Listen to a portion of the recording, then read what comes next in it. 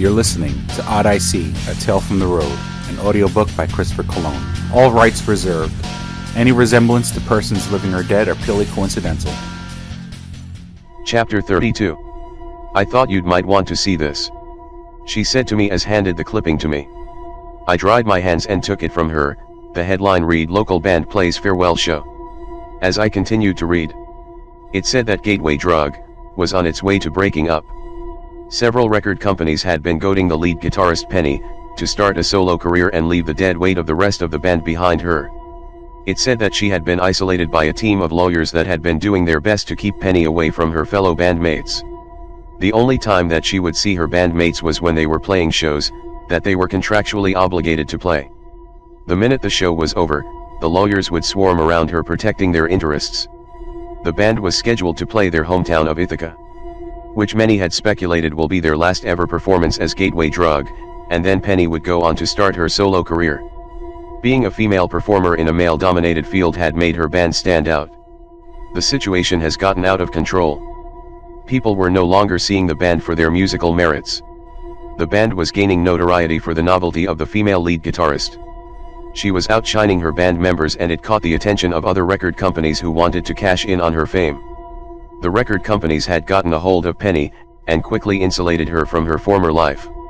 Ithaca was to be their swan song. Back at home where they started, Penny was granting interviews, but only in the presence of the lawyers. This turn of events had outraged fans. Instantly Penny was regarded as a sellout. I noticed that the newspaper clipping was from a local paper from my hometown of Ithaca. They didn't sell this around in any of the shops around the Calypso Lounge. Melissa knew I was a fan of Gateway Drug. She also knew that I was in love with Penny. I had told Melissa how we both grew up in the same area and how I never got a chance to meet Penny and tell her how I really felt. It was after that conversation about Penny that Melissa stopped inviting me to her bed. But I was curious, how did she get this article? Where did you get this? I held the clipping up in the air. It doesn't matter where. Did you read it? You have to go home. Your love is going to get away from you. Who knows if her solo career is going to take off. She's alienated her core group of fans. You have to go and see Gateway Drug one last time before they break up. Andy, you have to trust me on this. If you don't go, you're going to regret it for the rest of your life. Melissa wasn't known for mincing her words. I had gotten very comfortable in the Calypso Lounge. The idea of going home hadn't dawned on me in weeks. I had a home, food, a surrogate family, and my music. I was playing more middle-of-the-road stuff, and not my usual heavy metal, but I was content with life. I knew my family missed me.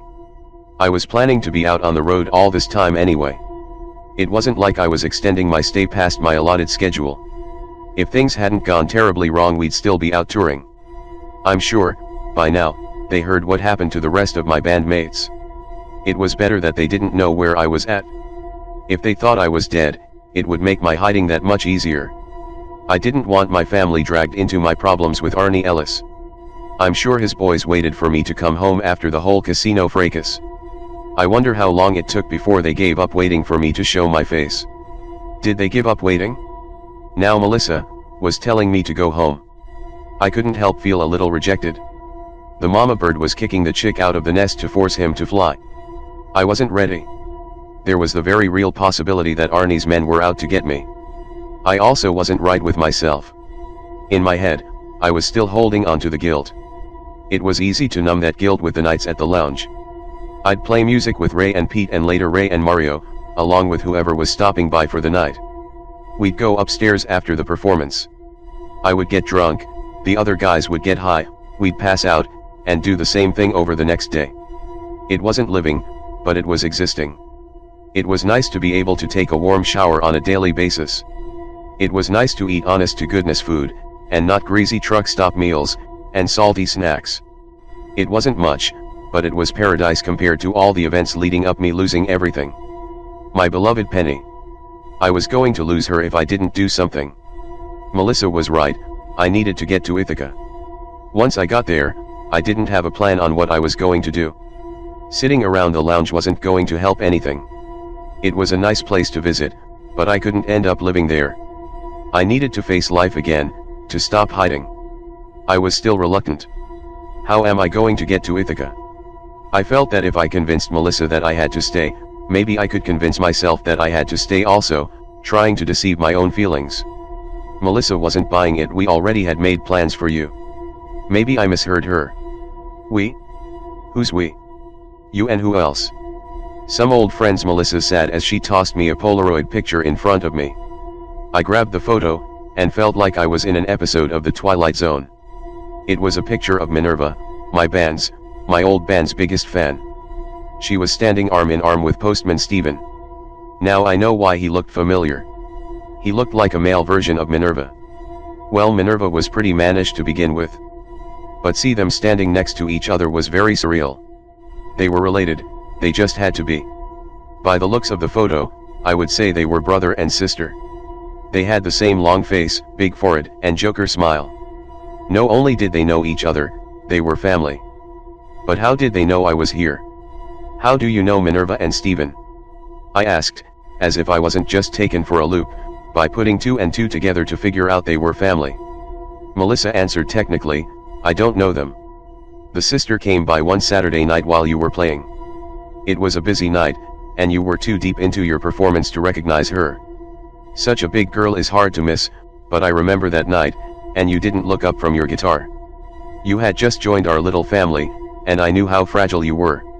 She was so excited to see you, I thought she was an old girlfriend of yours by the way she was acting. She wanted to see you badly, but I stopped her dead in her tracks. She was asking too many questions, and that just raised too many red flags in my mind. I hope you're not mad at me. I know people. You weren't ready to see her. So I decided to protect you from your past, until the time is right. I had just got this newspaper clipping in the mail from her. The photo I've had for a little while. The fact that you also met her brother was pure coincidence, but he said that he wants to see you also. He hopes you're alright. I had felt very betrayed. How dare Melissa make such assumptions about my life? Who the hell did she think she was? I was so indignant. I wanted to curse Melissa out. I've been in this depression for weeks and Melissa had cut off my one possible piece of sanity. My rage quickly subsided, when I realized, she was right. I wasn't ready. I'm not going to bullshit myself. This was all coming at me so fast. First Penny, then Minerva, and Stephen, and now deception from Melissa. Her heart was in the right place. She was protecting me. I had needed that protection. I still need that protection. This farewell show had been a catalyst for me to get motivated. I needed someone or something to force my hand. I was no use to anybody else, until I got my own act together. I needed to get home. I tried to push out the feelings of being led astray. No, I'm not mad at you, just a little hurt and confused. You understand? So how am I getting to Ithaca? Well, your friend wanted to come and pick you up themselves. I told them not to burden themselves with the round trip. I rented you a car. I'm more than happy to drive you myself, but I have an aching sensation that you won't handle this on your own. Am I right? She had hit the nail right on the head. Yeah. It's been a while since I was behind the wheel. The last time I was driven off the road and flipped over a Cadillac. I had said it so casually. I could have died in that crash. Time heals all wounds. Are you alright? Do you think you're going to be able to make it? She asked, now genuinely worried. I tried my best to exude confidence. I'll be okay. The long drive will give me time to think. I need time alone. I haven't had much time just for myself. I was either fulfilling my obligations or leading other people to fulfill theirs. It will be therapeutic. Melissa had one last surprise for me. She handed me a ticket for the Gateway Drug Show in Ithaca. The paper ticket felt like it weighed a ton in my hands. There was so much attached to this piece of paper. Lives, including my own, were in the balance. Now it was my job that the actions of Melissa, Minerva, and Stephen weren't in vain. She told me, your friends sent the ticket. Minerva said she will meet you in Ithaca. She said that, in the interest of safety, you shouldn't go to your parents' house. She said she will meet you at the penis pole. Whatever the hell that means. Melissa looked uneasy saying those words. I knew exactly what Minerva meant by her message. The penis pole had been a local meeting spot for the kids of my old high school. It was a landmark that the kids used as a rendezvous point to meet up and drink or smoke pot. It was across from Olympic Stadium. Years ago Governor Ellis had rushed to have the stadium built in a good faith gesture to allure the Olympic Games Committee to have New York State host the games. The state lost the bid, and since then the stadium was used for concerts and sporting events. The stadium was right in our backyard, in Ithaca. Now local heroes, Gateway Drug, were having their farewell concert there. A homecoming. I needed to get home myself. I felt revitalized. I'd been moping around the Calypso Lounge in an autopilot days. I'd wake up, eat, watch television, hang out with the guys, perform in the lounge, get drunk and then fall asleep. Rinse repeat. You couldn't tell how depressed I was, because I just kept moving. I didn't want anybody know that there was a problem. I barely knew these people and I didn't want to burden them with my issues. Everybody was here because they were dealing with their own problems. Once they felt that things were better, they moved on. The lounge was like rehab, without all that 12-step jargon being thrown around. We still drank and did drugs, but this place was a limbo, insulated from the outside world. We stayed until our souls were healthy enough to move on. I was without my brothers for the first time in years, and never felt so lonely in my life. I kept conversations light and performed on stage as usual, trying my damnedest not to draw attention to myself. I liked the people in the Calypso Lounge, Melissa in particular. She was seasoned by years on the road, and could see right through my facade. I was glad that she kept me in the dark, so I could have time to get better. Now I was ready for a new mission. She saw that in me, and it was time to tackle a new mission. Please visit twostrangersonePodcast.net.